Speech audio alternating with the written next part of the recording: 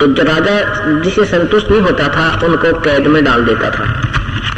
एक अष्टावक्र नाम का विद्वान पुरुष था, बालक था, और उसको किसी ने बच्चों ने खेल, अष्टावक्र का अर्थ था वो 8 जगह से मुड़ा हुआ था, बांगा टेढ़ा की तरह, आंगड़ी टेढ़ी की तरह, को बान ओहरी की तरह, गर्दन ऐसे है, कहते न्यू है, गोडे मुड़ रहे हैं, ऐसा 8 जगह। तो उसमें बैंड था, वक्र माने मोड़।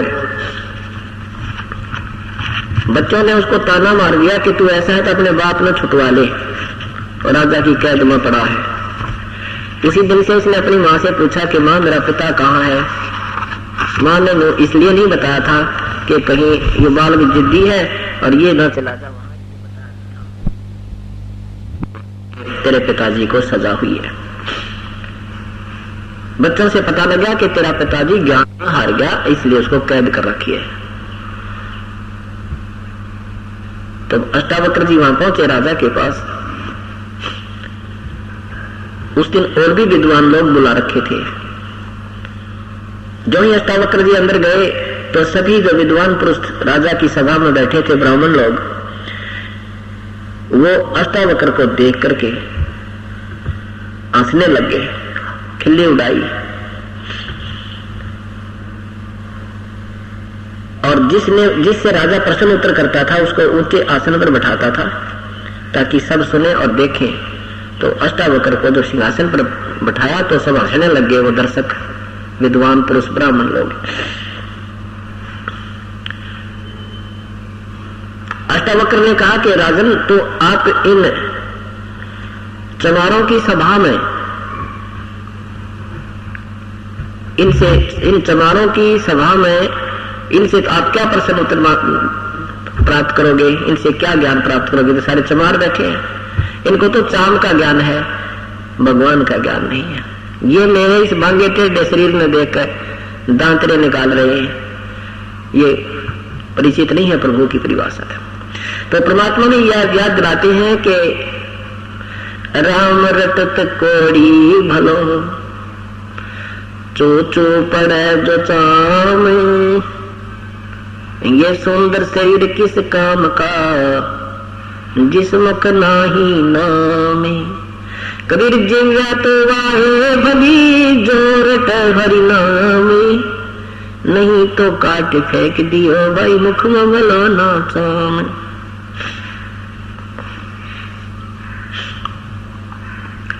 राम रटत दारिद्र भलो, टोटी घर की छान, वो सुंदर महल किस काम के, जहाँ भक्ति नहीं भगवान। कहते हैं परमात्मा की भक्ति चाहे गरीब तो गरीब आदमी करता हो, टोटे वाला भी करता हो, बिल्कुल दारिद्र है करता हो, वो भी प्रभु को बहुत प्यारा होता है। और उन सुंदर महलों में रहने वाले जो प्रभु नहीं बचते, वो अपना जीवन व्यर्थ करे। वो सुंदर महल, वो सरल महल किस काम के, जहाँ भक्ति नहीं भगवान। नाम सहित बेवतन भला, जो दर दर मांग भीखा। कितनी प्यारी महिमा कर दी। और क्या भया छत्तर की छाचा लाए, राजपाट धेली का। परमात्मा कहते हैं कि सतनाम पूर्ण संग से प्राप्त होने के बाद चाहे आपको देश निकाला भी मिल जाए, आपको कोई घाटा नहीं है। आप उस राजा से भी उत्तम हो जो छत्तर की छाहों के नीचे चलते थे, उनके ऊपर छतरी लगाई जाती थी, राजा लोग बाहर निकलते थे, इतना उनका आदर सत्कार। कहती हूँ राजपाट दिल्ली का। उस भक्त की, इस सच्चे नाम के उपासक के सामने पूरी पृथ्वी का भी कोई शासक है, इंद्र का राज भी कोई करता है, स्वर्ग का भी राजा है, तो भी वो बिगाड़ कर रहा है। बिगाड़ किसे कहते हैं?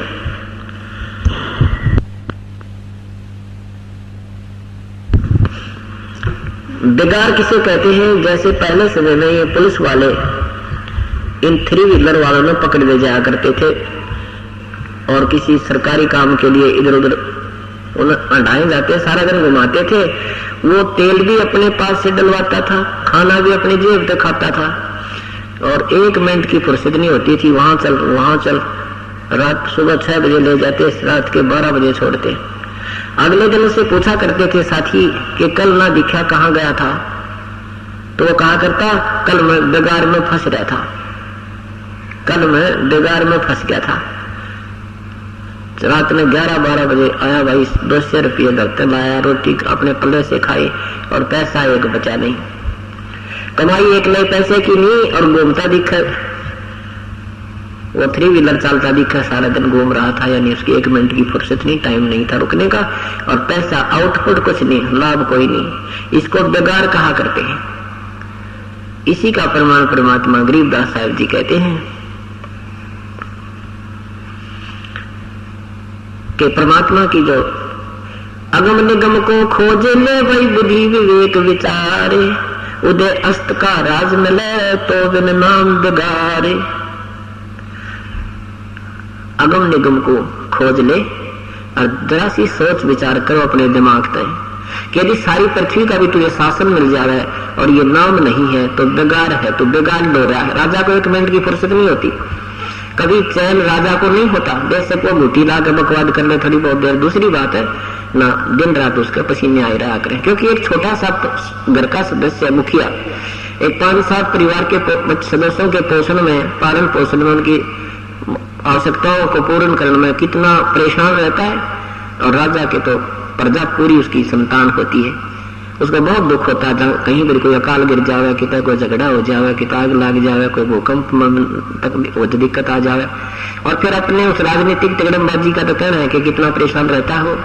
इसलिए बताते हैं कि यदि उदय अस्त का भी तुझे राज मिल जाए, पूरी पृथ्वी का भी शासन आपको प्राप्त हो जाए, तो भी बिना भक्ति बिना सतनाम के वो बेगार है, बेगार।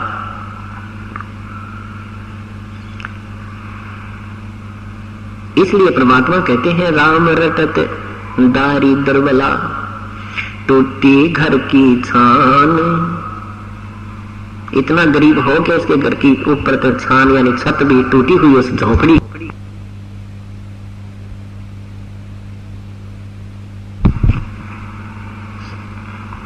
और वो सत भक्ति कर रहा है, तो परमात्मा कहते हैं वो सुंदर महल किस काम के, वो सोने के महल किस काम के, जहां भक्ति नहीं भगवान, जहां भगवान की भक्ति नहीं है। इसलिए कहते हैं नर सुन रे मोड गंवारा, भाई राम भजन तत्सारा। नर सुन रे मोड गंवारा, ये तो राम भजन तत्सारा। कहते रहे नादान प्राणी काल के जाल में फंस के तो अब प्राप्त करके थोड़ी सी कोई कार कोठी, थोड़ी छोटी मोटी कोई पद पोस्ट भूल गया भगवान को। यहां अगर कोई चीज इस सृष्टि में सार है यानी वास्तविक है तो परमात्मा की भक्ति ही है, बाकी सब अवास्तविक है, नाशवान है, असथाई। नर सुन रे मूड गंवारा, राम भजन तत्सारा। राम भजन बिन बैल बनेगा, ये सुकर स्वान शरीरम। कौआ खर की दे धरोगे, मैं नया तक सीरम। कीट पतंग भवंग होते हैं, गिद्दड़ जम्बक जूनी। बिना भजन जड़ वृक्ष कीजिए, पद बिन काया सोनी। भक्ति बिना नरखर एक है, जिन हर पद नहीं जाना। पार ब्रह्म की परख नहीं रे, पूज मेरे पाषाण। सथावर जंगम में जगदीशम, व्यापक ब्रह्म बिनानी। निरानंद न्यारा नहीं धर्ष दर्श, ये भुगते चारों खानी। तोल न मोल वजन नहीं आवे, अस्थिर आनंद रूपम। घटमट में तत् से तीन न्यारा, सोहम सत्य स्वरूपम। बादल छा ओस का पानी, तेरा ये उन्माना। 8 पतन कृत्रिम सब झूठा, ये रंचक सुख लिपटाना। निराकार निर्भय निर्वाणी, सुरत नृत नृतावे। आत्म राम अतीत पुरुष को, आत्म राम कबीर पुरुष को। गरीबदास न्यो पावे। कितनी प्यारी बात महिमा गाई है परमात्मा के। भक्ति ना करने से क्या क्या दुख होंगे इस प्राणी को ही याद दिलाया है। नर सुन रे मूड गवारा, भाई राम भजन तत्सारा। राम भजन बिन बैल बनेगा। हे भगवान, पुण्यात्माओं, जब तक हमारे अंदर भक्ति प्रवेश नहीं होती, अंतःकरण हमारा साफ नहीं होता, तब तक ये बातें हमें अच्छी नहीं लगती कि हम कैसे बैल बनेंगे, हम कैसे गधे बनेंगे, कैसे गधी बनेंगे, ठाठ हो रहे हैं, बड़ी मौज माचरी है, फैक्ट्री है, कोठी है, कार है, कैसे गधे बनेंगे। ये तो हमारी अपनी सोच है ना, ये तो एक बालक की सोच है। परमात्मा जो कह रहे हैं उस पर हमें विचार करना पड़ेगा। उन्होंने वैसे नहीं कहा। पहले इस दास को जब ये कहानी पूरी समझ में आई, अपने साथियों को भी बताते थे, दोस्तों को भी समझाते थे, लेकिन परमात्मा की तरफ सिगर सी आकत नहीं लगता, अग्रसर नहीं होता प्राणी। बेशक वो कितने श्रद्धालु भी हैं, हम इतनी ही भक्ति चाहते थे कि जैसे कहीं आत्मा जो पुकार करती थी, क्योंकि आत्मा का आहार परमात्मा की भक्ति, शुभ कर्म, धर्म आदि करना ही होता है,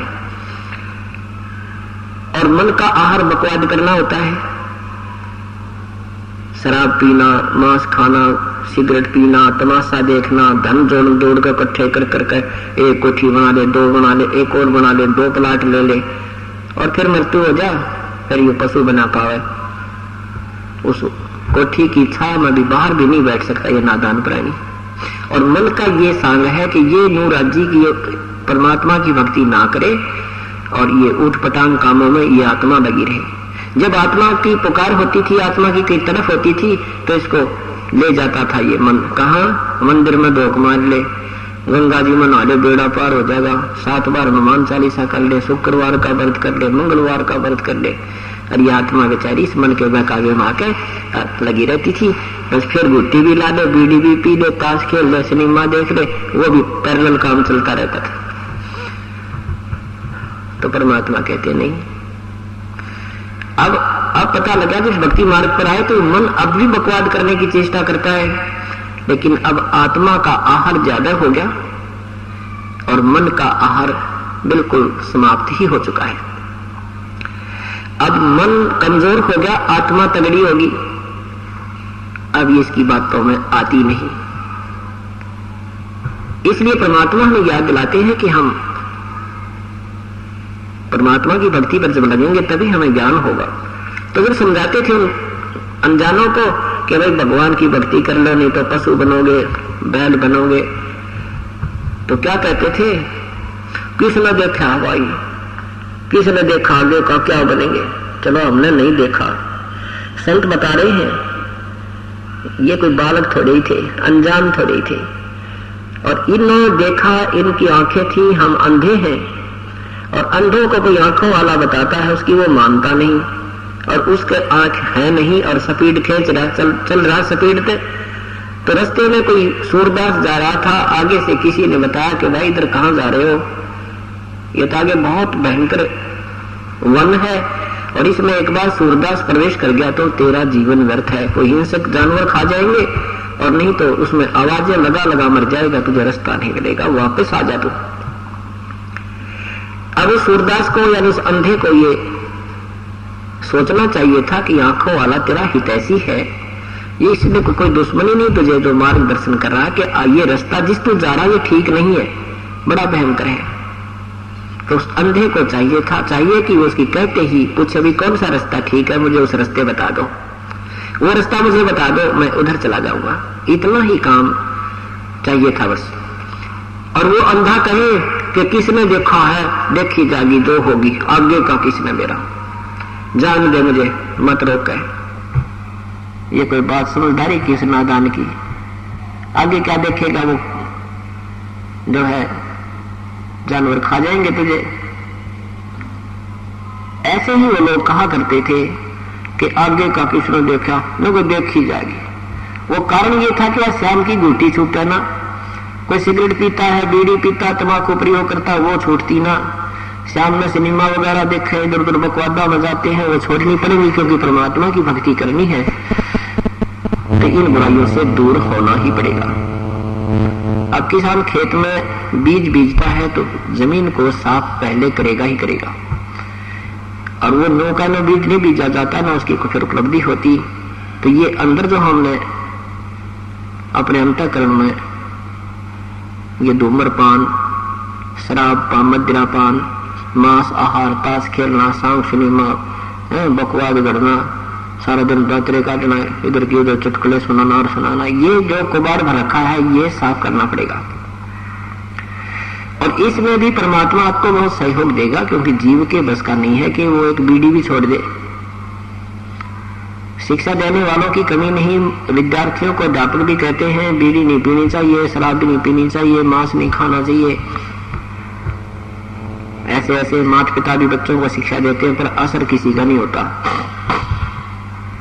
क्यों नहीं उनका अमल असर क्यों नहीं होता? क्योंकि उनकी शब्द में शक्ति नहीं होती। और वो बातें संत कहेगा और तुरंत छूट जाएंगी, क्योंकि उसकी शब्द में शक्ति है, परमात्मा का भेजा हुआ होता है। उसमें थोड़ी सी आस्था आपने भी करनी पड़ेगी हृदय से। जब आपको समझ में आ जाएगा कि इस मार्ग, ये मार्ग है, इसके बिना ये जीवन बहुत बर्बाद हो जाएगा और आपसे विकार नहीं छूट रहे हैं, जिस दिन आप हृदय से पुकार करोगे, हे भगवान आप ही निकाल सकते हो मुझे इस नरक से। आत्मा जब आत्मा से, मन की नहीं सुनता परमात्मा, उसी दिन इस मन का ये लगाम डाल देगा परमात्मा। और फिर आपको उसी सिगरेट या बीड़ी के धुएं से चक्कर आया करेंगे, आपको नहीं सवागा। जब पहले एक एक डिब्बी पी जाया करते सिगरेटों की, बीड़ियों की, फिर आपको कोई और भी पी रहा होगा बस में या कोई घर में, तो आपको नहीं सुहाएगा, क्योंकि आपका अंतःकरण साफ हो गया। श्वास का सिमरण इसलिए दिया जाता है कि हमारे अंदर जो एक द्वार है, सुषुम्ना द्वार जिसको कहते हैं, उसके ऊपर ये सातवां ब्रश का काम भी करता है और हमारी कमाई भी बनती है।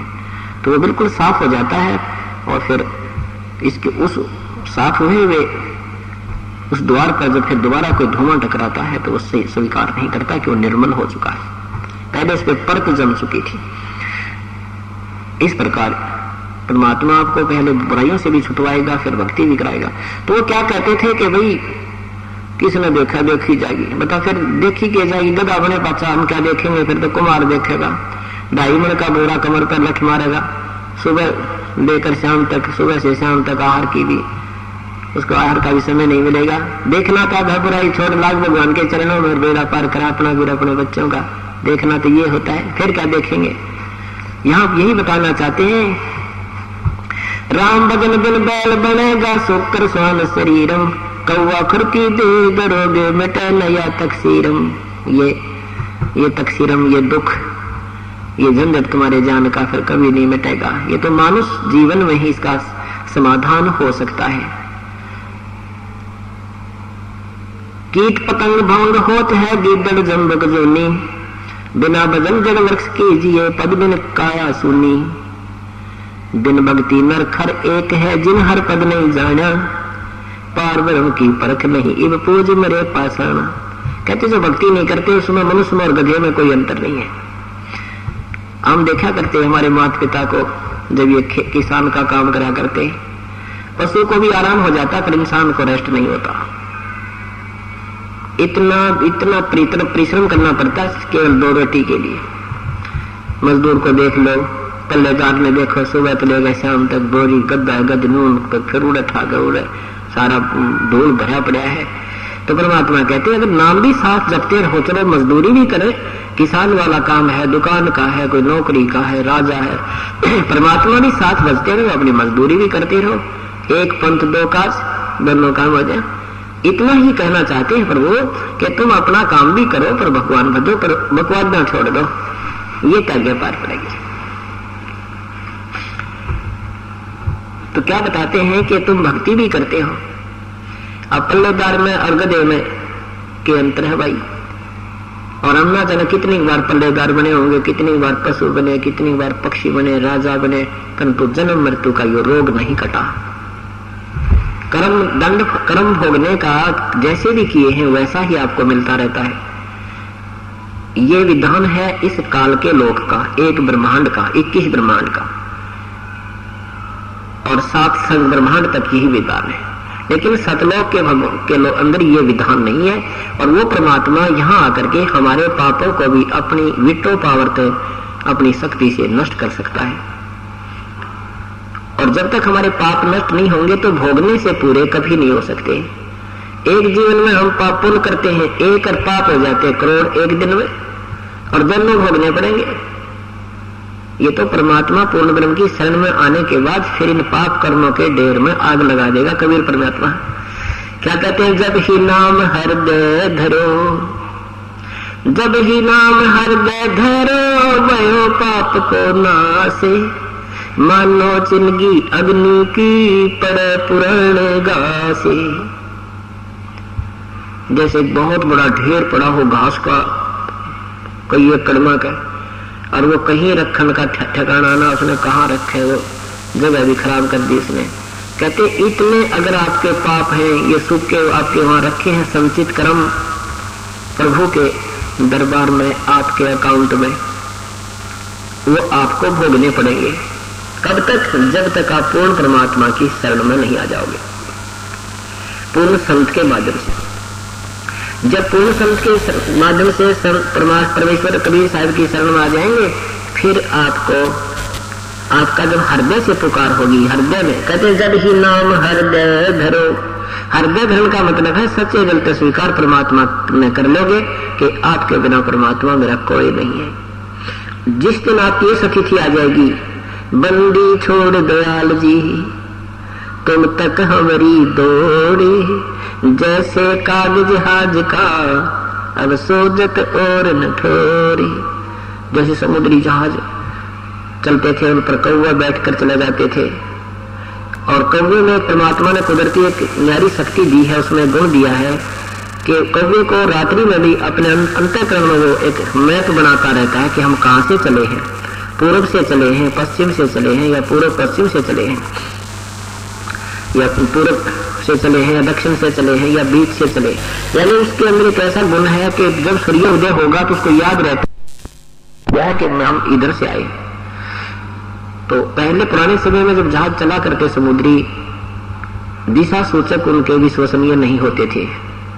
क्यों नहीं होते थे? क्योंकि बीच में कई चुंबकीय चट्टानें आ जाती थी, जिस कारण से वो उनका इंस्ट्रूमेंट वो दिशा सूचक गड़बड़ी कर देता था। उसको भी उन्होंने चेक करना होता था, उसका निरीक्षण करते थे कि ये सचमुच हम ठीक दिशा में जा रहे हैं कि नहीं। उसके लिए भी उस कौवे का प्रयोग करते थे जहाज के चालक। सुबह क्या करते थे, कौवे गदला मार देते, पत्थर मारते, उसको उड़ा देते, विवश कर देते जहाज से उड़ने के लिए। अब कौवा उस दिशा को चलता था जिस दिशा से वो चले थे, यानी पूर्व से चले थे तो कौवा पूर्व को ही सीधा पूर्व की तरफ उसकी उड़ान शुरू होगी, स्टार्ट तरह से होगा। तो अपने जो जहाज के चालक होते थे अपने दिशा सूचक को भी चेक कर लेते थे, अपनी दिशा को भी देख लेते थे कि हम ठीक चल रहे हैं या गलत होती तो उसको सेटिंग कर देते थे। कौवा जब थोड़ी बहुत दूर जाता था, 1-8 किलोमीटर उड़ जाता था, फिर उसको कहीं पर भी कोई ठिकाना बैठने को नजर नहीं आता था। विवश होकर के अंत में उसी समुद्री जहाज के ऊपर आकर ही वो विश्राम पाता था। उस जहाज के अतिरिक्त अगर कहीं भी वो बैठता तो सब पानी ही पानी था, उसमें डूबना ही था। उसने वो डूब मरने का स्थान था जहाज के अतिरिक्त। तो जब आपकी ये स्थिति मन की हो जाएगी कि पूर्ण परमात्मा कबीर परमेश्वर बिना ये यहाँ पर कोई हमारा साथी नहीं है, नहीं हमारा कोई रक्षक है, नहीं हमें कोई सुख देने वाला है, जब आपको तत्व ज्ञान पूर्ण हो जाएगा फिर आपकी स्थिति ये हो जाएगी, बंदी छोड़ दयाल जी तुम तक हमारी दौड़, और जैसे काग जहाज का अब सोजत और न ठोरे। कि अब परमात्मा मुझे आपके बिना मेरे मालिक कोई चीज कोई ठिकाना दिखाई नहीं देता। कहते ब्रह्मा जी की याद की भक्ति करे वो नासवान, विष्णु जी की भक्ति करे वो आप दुखी, मृत्यु को वो प्राप्त होए, शिव जी की भक्ति करे वो आप नासवान, और भगवानों की के ग्रहणवटी हो रही उनकी। देखो उनका इतिहास, आपस में लड़े, कभी भस्मागिरी पीछे पड़ रहा है भगवान को मारने के लिए, कभी कोई हो रहा है, कभी कुछ। श्री कृष्ण जी विष्णु रूप में, कृष्ण रूप में आए थे विष्णु जी, उनका जीवन देख लो, सारा जीवन ही कष्ट में रहा। तो यहाँ जब सारी स्थिति से परिचित होने के उपरांत फिर एक कबीर परमात्मा दिखेंगे जिसकी आड़ पकड़ के परमात्मा गरीबदास साहब कहते थिर पकड़ थिर होई है। थिर माने जो बिल्कुल स्थिर, कभी विनाश में नहीं आता, उसका ही सहारा लेने से हम स्थिर हो सकते हैं। यानी हम भी अपने आप को सुरक्षित मान सकते हैं, सुरक्षित की ही आड़ लेकर के, शरण ग्रहण करके।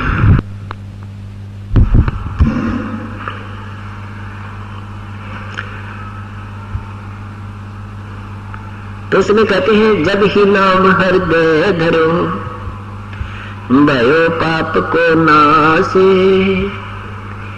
जब आपके दिल में आ जाएगी, कहती आत्मा पुकार न्यारी होती है, मन की बकवाद न्यारी होती है। जिस दिन आपने आत्मा जब आपकी रो के मालिक से अर्ज करेगी, क्योंकि ये आत्मा का पिता है, ये अपनी आत्मा को रोती नहीं दे सकता, पर यार रोती है कोई ना उसके लिए।